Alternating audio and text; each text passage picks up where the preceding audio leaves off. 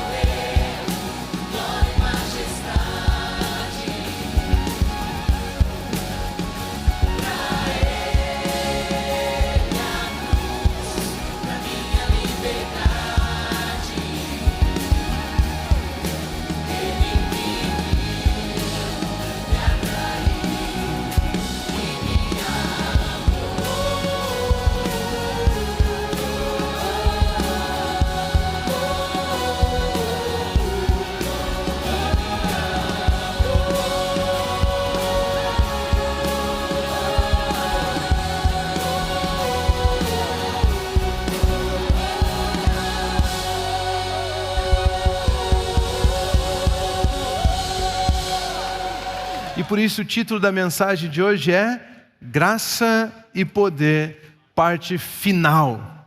né? Queremos encerrar hoje. Com certeza nós podemos passar a eternidade falando sobre graça e poder, mas como série de mensagens nós queremos encerrar hoje essa parte final. E eu me deparei com 2 textos na Bíblia que me chamaram muita atenção. Um deles é o texto que eu usei para terminar a mensagem de semana passada, mas agora, a última mensagem que preguei, mas agora eu quero começar lendo esses 2 textos. O primeiro deles está em Filemão, capítulo 1, versículo 25. Filemão 25 diz assim: a graça do Senhor Jesus Cristo esteja com o espírito de todos vocês. Que a graça esteja com o espírito de todos vocês. Posso ouvir um amém? Tem crente hoje aqui? Que a graça do Senhor Jesus Cristo esteja com o espírito de todos vocês. Amém. E Gálatas 6:18 diz assim: a graça de nosso Senhor Jesus Cristo esteja com o espírito de vocês, irmãos. Amém. Amém. A graça seja com o espírito. Esse texto nos ensina que é a graça que nos capacita a viver a vida espiritual. E a vida espiritual é a vida abundante que Jesus Cristo nos entregou. É o privilégio que nós temos de viver a própria vida que o Senhor Jesus Cristo tem para nós. Esta é a vida espiritual, esta é a vida abundante. A graça é a permissão para vivermos a vida que Cristo já nos entregou. É um favor, é um presente, é algo que Ele nos deu. Nós não compramos e nós não merecíamos, mas esse presente que Ele nos deu nos permite viver a vida que Ele conquistou para nós. A pergunta que fica é: qual é essa vida? Que vida é essa que Ele nos deu? É a vida do amor. É a vida do amor. Quando falamos de amor, nós estamos falando do assunto mais sublime, mais perfeito, mais elevado que existe. A Bíblia diz que Deus é amor. Nós estamos nos referindo à vida e à natureza do próprio Deus. Por isso não é um assunto que é muito simples pregar, porque o amor, diferente do que muitos pensam, não é uma decisão. Amor, diferente do que muitos pensam, não é um sentimento. Amor é o próprio Deus. Amor é a natureza do nosso Senhor, é a natureza de Deus. Por isso, o sentimento mais precioso que existe não é o amor. Aqueles que são mais velhos de igreja entenderam. Né? Amor, a Bíblia diz que Deus é amor. Precisamos entender que Deus é amor e pela sua graça em Cristo Jesus, Ele compartilhou essa vida de amor conosco. Jesus Cristo é a graça porque Ele é a demonstração do amor de Deus à humanidade.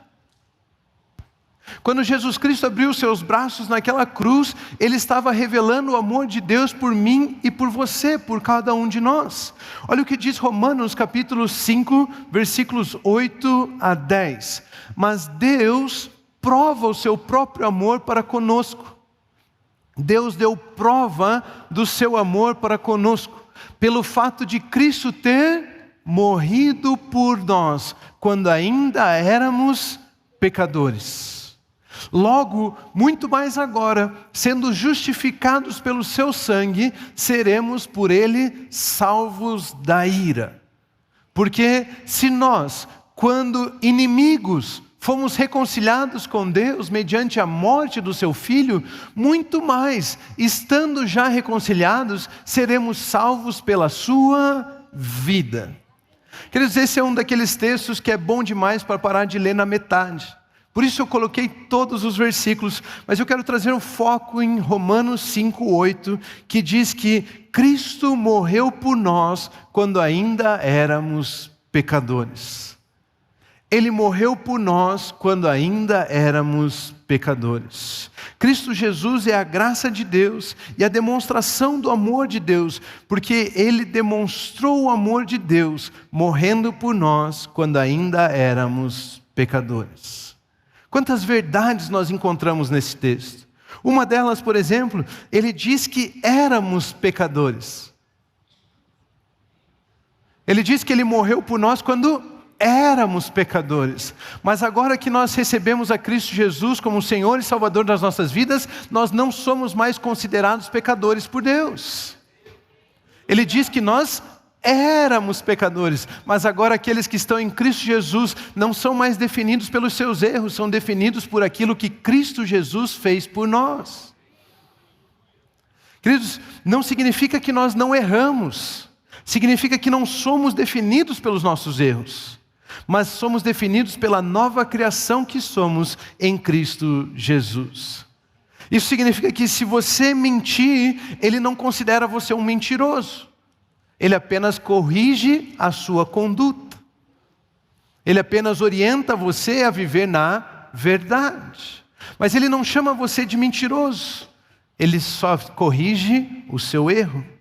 Outra verdade que nós encontramos aqui, Ele nos amou mesmo, Ele morreu por nós, Ele nos amou mesmo quando éramos escravos do pecado. Nós servíamos um Senhor chamado pecado. Nós não servíamos a Deus. Nós não tínhamos obras bonitas, obras suficientes, obras de vida para entregar ao nosso Senhor Jesus, obras de luz, e mesmo assim Ele morreu por mim e por você. Antes mesmo de eu e você podermos realizar qualquer coisa para Deus, Ele já nos amava a ponto de entregar Jesus Cristo por mim e por você. Ele morreu por nós quando ainda éramos escravos do pecado. Tudo que nós merecíamos era a morte. Tudo que nós tínhamos para receber era o salário do pecado, que é a morte. O salário do pecado é a morte, mas Jesus então, Ele assumiu a nossa dívida, Ele veio nos comprar, Ele assumiu a nossa dívida e morreu em nosso lugar. Cristo Jesus morreu a minha e a sua morte. Somente um agente externo, somente um agente que não fazia parte da história para poder pagar a dívida. Imagine comigo o seguinte: eu e você éramos escravos do pecado. E se quiséssemos pagar pela nossa liberdade, nós não conseguiríamos. Porque por mais que um escravo faça hora extra, ele não recebe créditos, ele está cumprindo apenas o dever da sua escravidão. Ou seja, por mais que eu e você tentássemos adquirir créditos para poder pagar a nossa liberdade, nós não conseguíamos. Nós éramos escravos do pecado. Por isso, somente alguém vindo de fora poderia pagar a nossa dívida. E a exigência era que a dívida fosse paga com morte. Por isso, somente alguém livre poderia pagar por mim e por você. Somente alguém livre poderia pagar pela minha e pela sua condenação. Somente um agente externo poderia fazer isso. Por isso, Jesus Cristo veio para pagar uma dívida que não era dele. Como? Morrendo. Jesus Cristo veio para pagar uma dívida que não era dele. Como? Morrendo no meu e no seu lugar. Por isso, Ele é a demonstração do amor de Deus. Cristo Jesus é a graça. Ele é a revelação do amor de Deus. A palavra grega que é utilizada para descrever esse amor é a palavra ágape. E os gregos, os estudiosos, essa palavra vem antes mesmo de Jesus ter nascido na terra. Essa é uma palavra que eles usavam para descrever o amor sacrificial. No grego existem algumas palavras que descrevem o amor. Existe uma palavra que descreve o amor entre os amigos, amor entre os familiares, amor entre os apaixonados, entre a atração física. Existem diferentes palavras para isso. Mas existe uma palavra no grego que descreve o amor incondicional, o amor sacrificial, um amor que um ser humano não seria capaz de ter e demonstrar. Esse amor é o amor ágape. E esse amor foi revelado na pessoa de Cristo Jesus. É um amor incondicional que não pede nada em troca. É um amor sacrificial. Percebe por que nós dizemos que é um amor incondicional? Porque é um amor sacrificial.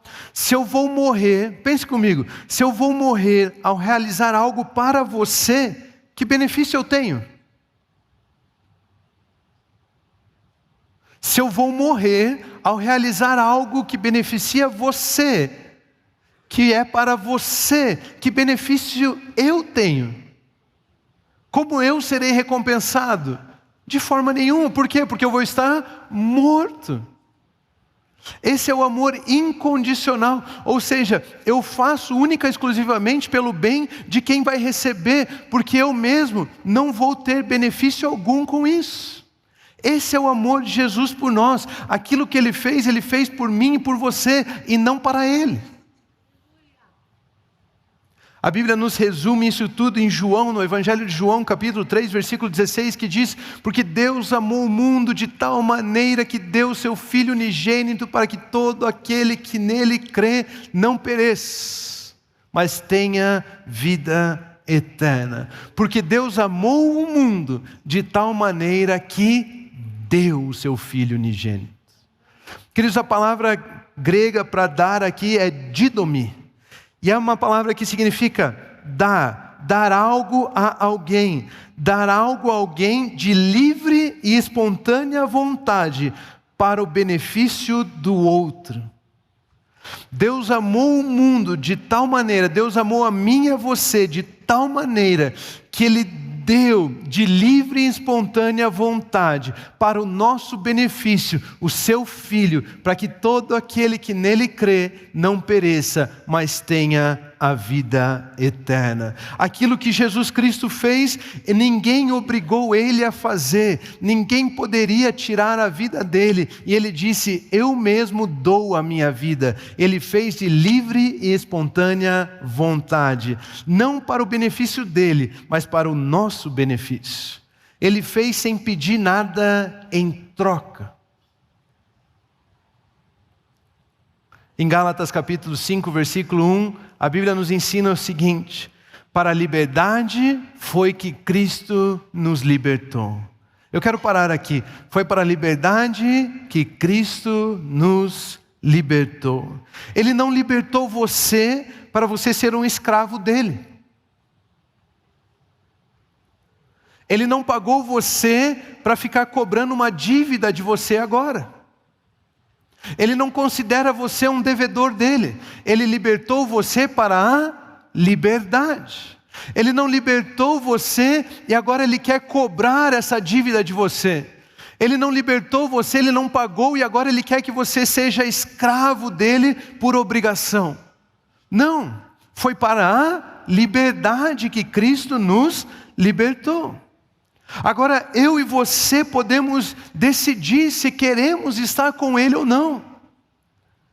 Eu e você podemos decidir se queremos aceitar o pagamento que Ele fez ou não. Por isso nós dissemos que esse é o amor sacrificial, pois Ele fez por você sem exigir nada em troca. Ele morreu por nós de livre e espontânea vontade para o nosso benefício. Percebe o tamanho do amor de Deus por nós? Nós éramos escravos, inimigos dele, e mesmo assim Ele se entregou para pagar a minha e a sua dívida, e Ele não exige sacrifício algum de nós para com Ele. Ele não exige compromisso ou pagamento de dívida alguma nossa para com Ele.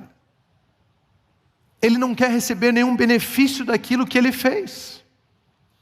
Ele nos amou com amor incondicional. É isso que significa dizer: o amor não busca os seus próprios interesses. Ele morreu de livre e espontânea vontade para o benefício dos outros. Esse é o amor de Deus por nós. Queridos, Deus é amor, por isso em sua graça Ele se revelou a nós. Jesus Cristo é a graça, pois Ele é a demonstração do amor de Deus. Deus é amor, por isso em sua graça Ele se revelou a nós. Jesus Cristo é a graça, pois Ele é a demonstração do amor de Deus por nós. A graça que recebemos é que pelos méritos de Cristo Jesus, o próprio amor agora veio habitar em nós. O presente que nós recebemos é que pela graça, pelas obras, pelos méritos de Cristo Jesus, o próprio amor veio habitar em nós. Romanos capítulo 5, versículo 5 diz o seguinte: ora, a esperança não nos deixa decepcionados, porque o amor de Deus é derramado em nosso coração pelo Espírito Santo que nos foi dado. Queridos, a vida abundante é a vida espiritual. A vida abundante é a vida do amor. Esse amor agora foi derramado em nossos corações. O amor de Deus, Deus veio habitar em nossos corações através da pessoa do Espírito Santo. Eu e você podemos viver nesse poder, nessa liberdade do amor que veio habitar em nós. Queridos, pense comigo, se Deus derramou algo, você consegue imaginar com que abundância Ele derrama? Vocês já me ouviram dar esse exemplo e vão me ouvir dar esse exemplo mais milhares de vezes. Mas quando vocês já tiveram a experiência de servir um copo de suco, um copo de água, um copo de Nescau, um de achocolatado para uma criança, e você colocou só 2 dedinhos do copo, porque você pensou, ela pode derramar esse copo. E aconteceu que ela derramou. E não parece que quando derrama aqueles 2 dedinhos, estende todo aquele caldo, aquele líquido pela mesa, escorre pela mesa, pinga no chão, pinga na sua calça, e você fica pensando, é o poder da multiplicação. Porque eu coloquei 2 dedinhos, não tinha como lavar essa mesa e esse chão com aquele copo. Você já passou por isso? Eu já passei por isso. Agora imagine se 2 dedinhos de um copo de achocolatado de uma criança derramado faz tudo isso. Imagine Deus derramando do seu amor e do seu Espírito sobre nós. É muita abundância. Ele é maior do que nós podemos suportar. Ele transborda. Deus derramou o seu amor em nossos corações, ou seja, não é suficiente, o tamanho dos nossos corações não são suficientes para conter Deus. Ele vai transbordar, é maior do que podemos suportar. Ou seja, é tanta coisa que eu e você estamos satisfeitos só em saber que somos amados por Deus. Quando nós comemos demais, nós não dizemos assim, estou satisfeito, estou cheio. Quando Deus derrama o seu amor em nossos corações, nós estamos satisfeitos, porque estamos cheios, nós não precisamos de mais nada. Não tem espaço para dizer que o dinheiro vai me satisfazer, não tem espaço para dizer que o sexo vai me satisfazer, não tem espaço para dizer que as coisas materiais podem me satisfazer, não tem espaço para dizer que uma posição, um cargo elevado vai me satisfazer, porque eu estou cheio do amor de Deus, eu estou satisfeito. Eu não preciso de mais nada, eu estou cheio. E queridos, quando nós estamos cheios, porque nós nos alimentamos, nós comemos um jantar abundante, nós inclusive compartilhamos a sobremesa, não é mesmo? Não, estou cheio, vamos dividir aqui, não precisa para mim. Ou seja, eu tenho tanto que de mim surge satisfação, surge alegria, e eu posso compartilhar disso que eu tenho. Eu posso compartilhar, porque eu mesmo já estou satisfeito. Em Cristo Jesus, nós já estamos satisfeitos. Por isso eu não tenho mais interesse nas coisas para mim. Eu não preciso de mais nada. Eu tenho o amor de Deus sobre a minha vida. Fazemos então as coisas que fazemos por estarmos satisfeitos de livre e espontânea vontade para o benefício do outro. Pode ficar com a minha sobremesa, é para você, eu já estou satisfeito. Pode ficar com isso, eu já estou satisfeito. Pode levar a vantagem, eu já tenho o amor de Deus. Pode ficar com a sua falta de perdão, eu já fui perdoado em Cristo Jesus. Pode ficar com a sua vida, eu já tenho a vida que Cristo compartilhou comigo. Eu não preciso de mais nada, eu estou satisfeito. A graça dele nos basta. O amor derramado em nosso coração já nos encheu. Eu não tenho falta de coisa alguma. Somos nutridos pelo próprio amor de Deus em nossos corações. Queridos, aqui nós encontramos uma vida de liberdade. Agora o nosso espírito passa a frutificar amor. Gálatas capítulo 5, versículo 22 ou 23 diz: mas o fruto do espírito é amor, alegria, paz, longanimidade, benignidade, bondade, fidelidade, mansidão, domínio próprio. Contra estas coisas não há lei. Queridos, o amor é a descrição de quem somos pela graça. Meu Deus do céu, essa mensagem é boa demais. O amor é a descrição do que somos pela graça. O amor é a descrição do que somos pela graça. Agora o nosso espírito frutifica amor, revela uma nova natureza em nós. O fruto que eu e você damos não é ira, não é briga, não é discussão, não é divisão. O fruto que eu e você damos chama-se amor. E ele diz que contra essa vida não há condenação. Ou seja, se não há condenação que me leva à prisão, essa é a vida de liberdade. Essa é a vida de mais completa satisfação e prazer. Essa vida do amor é a vida da liberdade. Queridos, muitos estão buscando a liberdade. Aqui está a resposta: viva em amor. Viva em amor. Queridos, liberdade não é poder escolher, liberdade é ter escolhido por Deus. Adão e Eva não perderam a sua liberdade por poderem escolher. Eles perderam a liberdade quando eles escolheram viver longe de Deus, longe do amor, longe da vida de Deus. Essa é a vida de liberdade. É o amor, queridos, que nos livra do pecado. É o amor que nos livra da lei e da condenação. É o amor que nos livra, inclusive, de nós mesmos. O amor nos liberta dessas coisas. Viver em amor é viver em liberdade. Queridos, viver em amor é viver sem interesse. É fazer as coisas de livre e espontânea vontade para o benefício do próximo. Meu Deus. Vivemos sem interesse. Quando vivemos sem interesse, nós não temos como magoar alguém ou ser magoado. Nós não temos como ofender alguém ou se sentir ofendido. Porque nós nunca nos aproximamos de alguém querendo levar vantagem.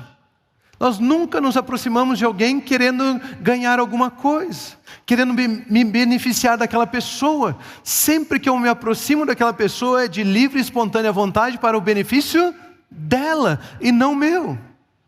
Se eu não me aproximo querendo levar vantagem, se eu não me aproximo querendo tirar algo da pessoa, tem como eu ofendê-la? Por isso nós não magoamos e vivemos na liberdade de não sermos acusados por termos ofendido alguém. É o amor. Você já imaginou viver na liberdade de não ofender os outros pelos seus próprios desejos? Sabe aquela viagem de família, onde cada um quer fazer uma coisa e ninguém cede?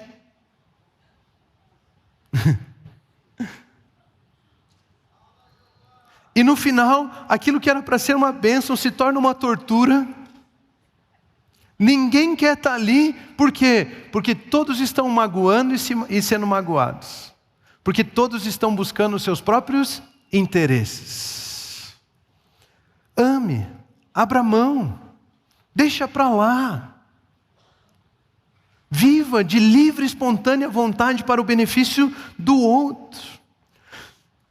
Se nunca criarmos expectativas sobre algo ou alguém, tem como eu ser ferido? Eu achei que o pastor ia falar sobre isso, mas ele não falou, então eu não gosto dessa igreja. Eu achei que o pastor tinha que pregar mais falando sobre pecado, mas como ele não prega, aí eu não gosto dessa igreja, uma igreja super fácil. Eu crio uma expectativa do que deveria ser, E por não corresponderem à minha expectativa, eu me frustro. Mas agora, se eu não tenho expectativa nenhuma sobre ninguém e sobre nada, porque eu estou plenamente satisfeito ao saber que sou amado por Deus, tem como eu me ferir? Com todo carinho, que se lasque o que os outros pensam. Não estou nem aí. Eu sou amado por Deus. Eu já estou cheio. Já estamos satisfeitos pelo amor de Cristo, pelo amor de Deus nas nossas vidas. O erro dos outros é compreensível. Você já errou e disse, foi sem querer? Sim ou não? Não, desculpa, foi sem querer, me perdoe, foi sem querer. Por que nós então não perdoamos os outros quando eles dizem que foi sem querer? Porque nós temos uma expectativa, porque nós temos um desejo, porque nós queremos que os outros se retratem, porque nós queremos que os outros se humilhem, nós queremos que os outros paguem por o erro que eles cometeram, nós queremos que eles sofram. Mas quando é com relação a nós, por gentileza, me trate na graça, foi sem querer. Mas quando é para com outro, queridos, aprenda a amar, deixe para lá, perdoe. Não se sinta ofendido, você já é amado pelo Pai Celestial, você já é amado por Deus. Queridos, viver no amor é viver em liberdade. A liberdade de não ofender, a liberdade de não ser ofendido, a liberdade de não poder ser condenado, a liberdade de não condenar, é viver em liberdade. O amor, queridos, a Bíblia descreve como um caminho mais excelente, como um caminho que nunca falha. Se você colocar o amor em qualquer coisa que for realizar, você verá um grande poder se manifestando, você verá o próprio poder de Deus se revelando através da sua vida. Qual é essa graça que recebemos no Espírito? A permissão de viver no poder do amor. A vida espiritual é a permissão para vivermos no poder do amor. A vida abundante é viver na liberdade do amor. Em João capítulo 13, versículo 35 diz assim: nisto todos conhecerão que vocês são meus discípulos. Se abrimos os olhos dos cegos, é isso que está escrito ali? Se ressuscitarmos os mortos, se tivermos uma grande abundância financeira, não, nisto todos conhecerão que vocês são meus discípulos, se tiverem amor uns aos outros. A qualidade que revela o Pai através das nossas vidas chama-se amor. Quando amamos uns aos outros é que revelamos a Deus. O seu propósito de vida é revelar a Deus, e nós revelamos a Deus ao amar uns aos outros, ou seja, fazendo o que fazemos de livre e espontânea vontade para o benefício do outro. É no poder do amor que somos chamados para revelar a Deus em caráter e poder. Em caráter, pois damos os frutos que Deus dá. E em poder, pois testemunhamos do amor de Deus na ressurreição de Cristo Jesus. Em Efésios capítulo 5, versículo 1 e 2 diz o seguinte: portanto, sejam imitadores de Deus, como filhos amados. E vivam em amor, sejam imitadores de Deus como filhos amados e vivam em amor. Como é que nós somos imitadores de Deus? Vivendo em amor. Por quê? Porque somos filhos amados. Se eu fui amado por Deus, agora eu posso estender esse amor às pessoas.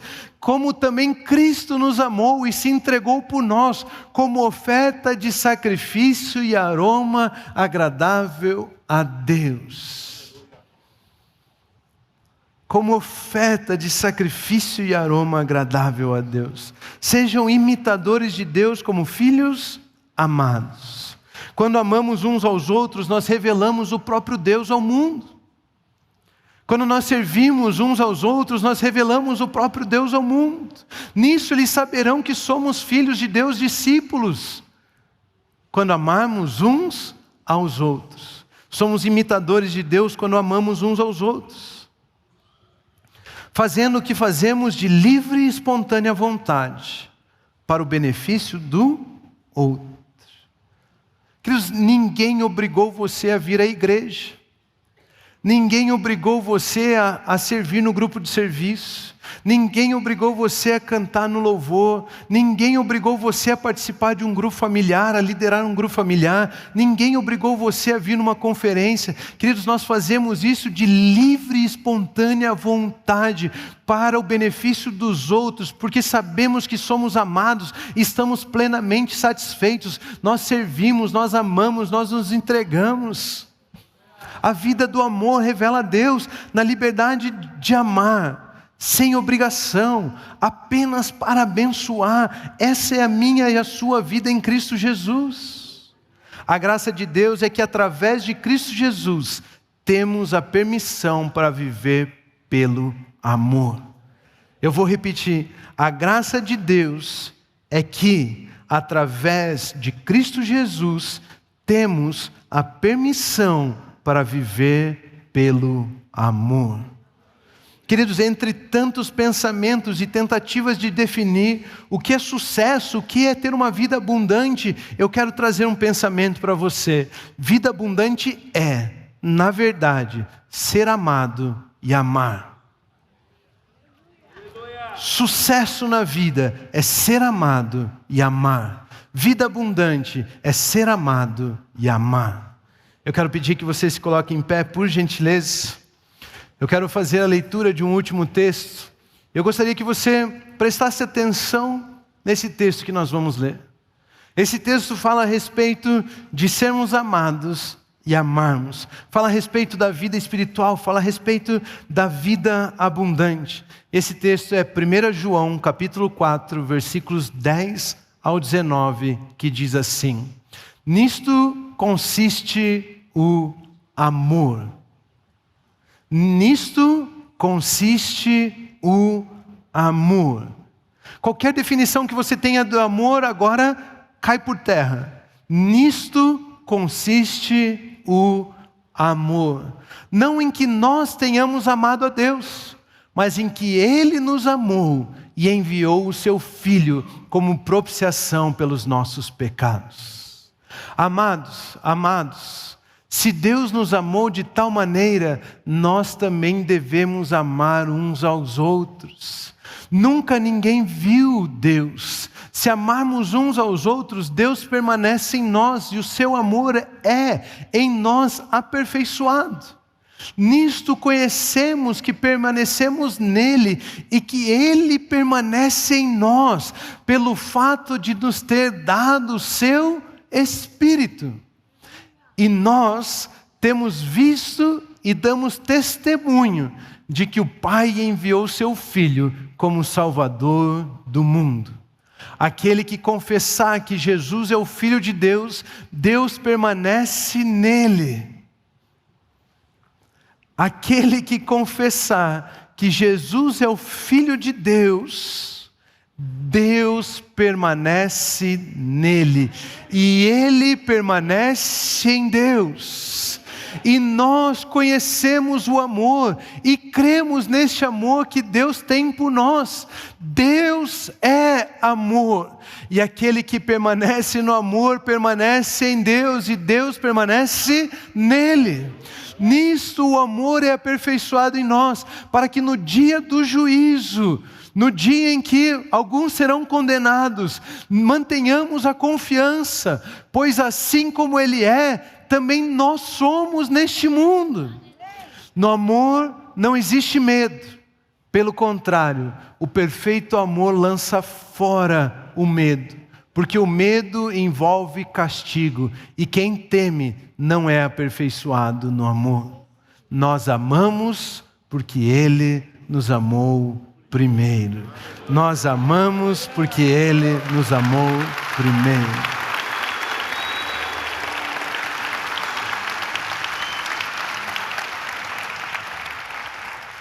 Graça e poder é viver pelo amor, sendo amado por Deus e amando os irmãos.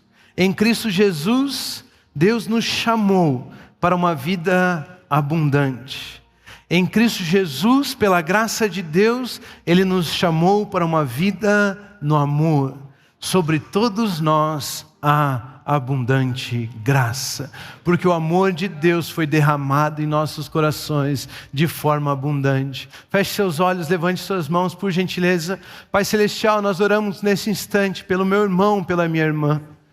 Senhor, nós os abençoamos com palavras de vida, palavras de paz, de alegria, de bondade, de benignidade, de justiça. Palavras, Senhor, que exaltam e glorificam o Seu nome, palavras da verdade, palavras da Sua graça. Senhor, que os olhos do nosso entendimento sejam iluminados para vivermos como essa igreja triunfante, baseada na vitória e na obra de Cristo Jesus. Que os olhos do nosso entendimento sejam iluminados para reconhecermos que fomos agraciados pelo Senhor e o Senhor derramou o seu amor em nossos corações. Que os olhos do nosso entendimento sejam iluminados para entendermos, compreendermos que revelamos o Senhor neste mundo, que assim como o Senhor nós somos neste mundo, vivendo pelo amor, vivendo de livre e espontânea vontade, vivendo na liberdade do amor, para o benefício do outro, para o benefício do próximo, com os olhos abertos a servir, a amar, nos entregar como sacrifício de aroma agradável ao Senhor, imitando ao Senhor em amor, como Cristo nos amou. Senhor, que os olhos do nosso entendimento sejam iluminados para sabermos que o fruto das nossas vidas é o amor, é a paz, é a alegria, é a longanimidade, é a bondade, é benignidade, é mansidão, é fidelidade, é domínio próprio. Senhor, que as pessoas vejam o seu caráter revelado em nós, enquanto amamos e servimos uns aos outros. Que as pessoas vejam o poder do seu amor em nós, quando testemunhamos a respeito da obra mais perfeita, mais completa, mais sublime, a obra de Jesus Cristo, aquele que é, que era, que e que virá e sempre será o nosso Senhor, o nosso Salvador, aquele que é a própria demonstração do seu amor, aquele que é a sua graça. Que os nossos olhos sejam iluminados para vivermos em graça abundante, porque o seu amor foi derramado em nossos corações e podemos amar, viver em liberdade, sendo amados pelo Senhor e amando uns aos outros. Queridos, vamos celebrar ao Senhor, sabendo que a obra de Jesus Cristo nos permitiu ser amados, que a obra de Jesus Cristo nos permitiu amar. Vamos aplaudir ao Senhor, vamos celebrar ao Senhor, vamos cantar um cântico ao Senhor. Ele é digno de todo louvor, Ele é digno de toda adoração. Continuem abençoados.